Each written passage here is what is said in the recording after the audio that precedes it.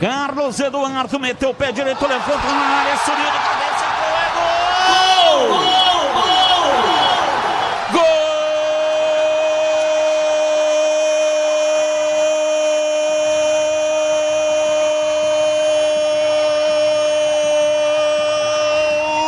Gol do Bugre!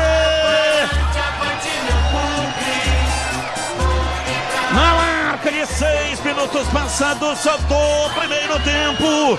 Na cobrança de escanteio, Carlos Eduardo meteu o pé direito, fez o levantamento na área, subiu de cabeça. Maurício Antônio testou bonito.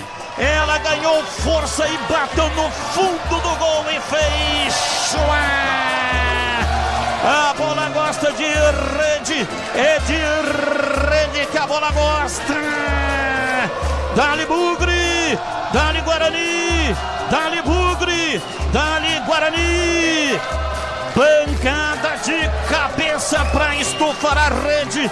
A bola gosta de rede, é de rede que a bola gosta. Cabeçada de William Farias.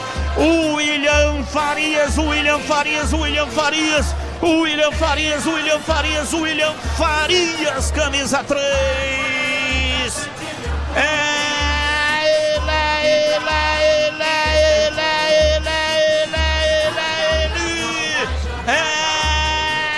Ele, o autor do gol, abre o placar do jogo e a torcida vibra, vibra.